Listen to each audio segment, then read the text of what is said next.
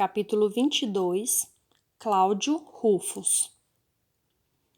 Corria o ano 126 depois de Cristo e o templo de Júpiter regurgitava. Como a principal divindade dos romanos, o deus pagão que se erguia como o mais poderoso dentre todos eles, também possuía a reverência do maior número de cidadãos, sempre interessados na troca de favores, na conquista de coisas e na manutenção de privilégios. As visitas aos templos daquela época, quase tanto quanto hoje, eram motivadas por queixumes materiais, insatisfações amorosas, sofrimentos físicos, dissabores da vida, requisitando dos adeptos a entrega de oferendas através das quais se imaginava conseguir a simpatia e a proteção daqueles seres, tidos como superiores, mas tão ou mais temperamentais do que os homens. Por se tratar da mais importante autoridade no panteão tradicional, seu templo era igualmente o mais vistoso e o espelho dessa importância no cenário confuso das crenças romanas. Em seu interior, uma imponente estátua de ouro representando a divindade Júpiter impressionava os olhares dos humanos mortais, intimidados pela estrutura grandiosa de uma figura tida como onipotente sobre as vidas de todos os que se lhe dirigiam as orações e os pedidos, apesar de que no mesmo templo outros dois deuses, Juno e Minerva, eram homenageados desde os idos tempos dos Tarquínios, que por volta de 500 a.C. já haviam dedicado aquele santuário aos três deuses. As pessoas naquela época reverenciavam tais deuses, entre os quais dominava Júpiter, da mesma forma mecanizada ou rotineira, como atualmente muitas criaturas se dirigem às igrejas e assistem às cerimônias, acreditando possuírem algum poder mágico pelo simples fato de sua celebração, a não lhes exigir qualquer participação ou adesão do espírito. Os sacerdotes, reproduzindo uma infinidade de rituais e cultos que se foram desenvolvendo ao longo dos séculos, buscavam agradar os deuses como meio de assegurar a proteção e a boa vontade.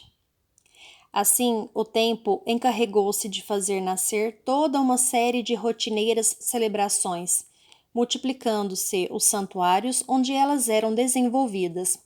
bem como o número de divindades que chegavam à vida dos romanos, sem constrangimentos, inclusive para adotarem divindades de outros povos e adaptá-las aos deuses domésticos e conhecidos. Júpiter, no entanto, imperava soberano, representando o centro do culto pagão, e aquele que, no entendimento da nacionalidade romana, ser-lhe-ia o augusto protetor, o supremo fortalecedor e o garantidor da prosperidade nacional, sobre todos os demais povos e os demais deuses. Cláudio Rufus, jovem integrante da casta romana, algo que hoje equivaleria a dos administradores públicos,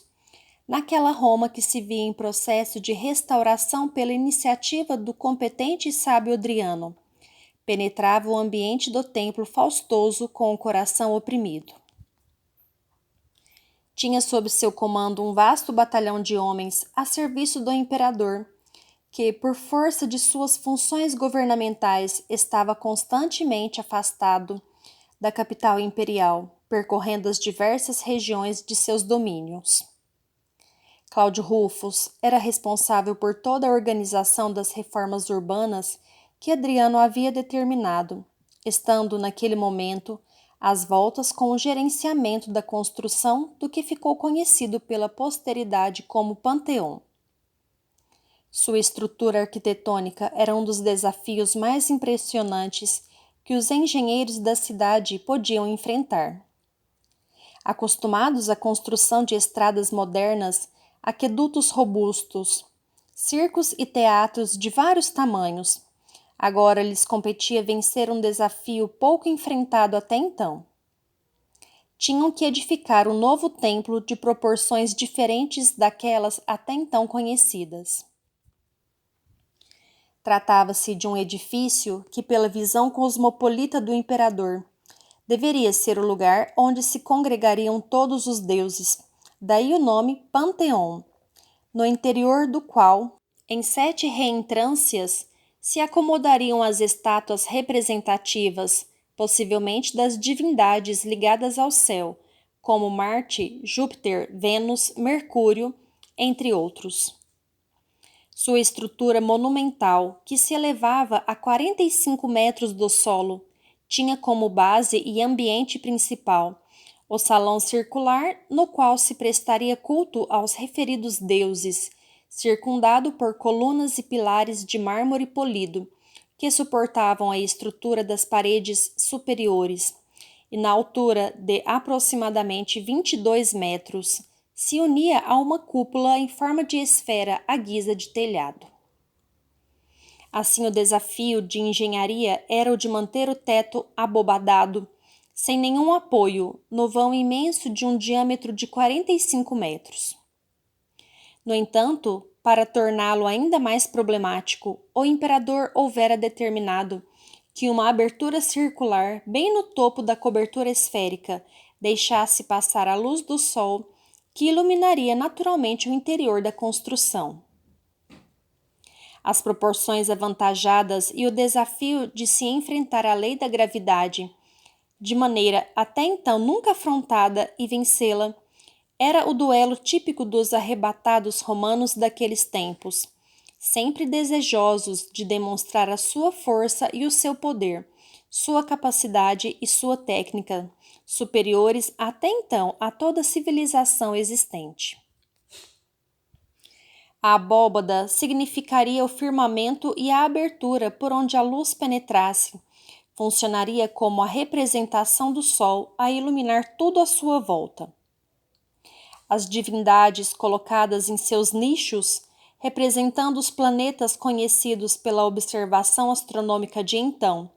estariam no mesmo ambiente como costumeiramente se encontravam partilhando o céu noturno na visão dos homens. Cláudio estava às voltas com a edificação do Panteão, que por todos estes desafios reunidos não lhe deixava tranquilidade para cuidar de si mesmo. A filosofia de Adriano, à frente de um império vastíssimo e que a duras penas fora restaurado dos desvarios da era dos imperadores irresponsáveis, que quase levaram tudo à derrocada, era a da serenidade administrativa, da correta aplicação dos recursos públicos e do saneamento de todos os gastos através da fiscalização rigorosa. Cláudio, assim, embora pouco entendesse de engenharia,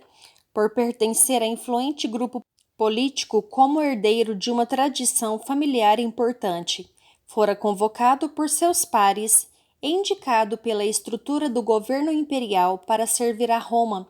na supervisão dos gastos, na fiscalização das despesas, na orientação e gerenciamento daquela edificação. Sua posição, asaz delicada, era vista por todos como a do vigia poderoso, que, tendo que dar a última palavra em termos de gastos, era bajulado e temido, ao mesmo tempo em que era odiado naquela cidade cheia de contradições e intrigas. Para que pudesse melhor avaliar o curso da edificação, Cláudio servia-se da ajuda de pessoas de sua confiança pessoal e que, afeitas às técnicas de edificar, podiam alertá-lo, orientá-lo sobre o andamento da obra. Não podia, entretanto, deixar que a obra fosse interrompida por questões administrativas ou contábeis, precisando ficar na difícil posição daquele que tem de fazer as coisas caminharem, injetando recursos ao mesmo tempo em que é responsável pela fiscalização das obras e dos gastos, sendo culpado tanto pelo atraso do cronograma quanto pelos desvios ou excessos do orçamento de sua execução. Naturalmente, não era uma posição invejável, a não ser pela importância que seu cargo possuía por aproximá-lo diretamente de Adriano, a quem finalmente caberia prestar contas. Seu amanhã era incerto, pois a cada etapa da construção surgiam problemas técnicos que precisavam ser corrigidos a exigirem materiais diferentes. Precisava fornecer pedras, concreto, madeira, operários, alimentos, mármores, para que a construção não se atrasasse. Tinha que fiscalizar um exército de homens que variavam do mais abrutalhado e forte carregador de peso ao que se considerava o mais competente arquiteto, além dos artífices e escultores, mestres pedreiros, operários, sem falar na turba de curiosos, dos atravessadores, dos espiões, dos intrigueiros, todos desejando interferir no fornecimento de materiais, inflacionando os preços, desejosos de oferecer a sua mercadoria. Além daqueles que, sempre buscando uma brecha em toda vigilância, tentavam surrupiar coisas, ferramentas ou valores das vistas dos responsáveis. Cláudio Rufus estava com os nervos em frangalhos. Sua compleição física robusta não o impedia de ser atingido pelo bombardeio de problemas,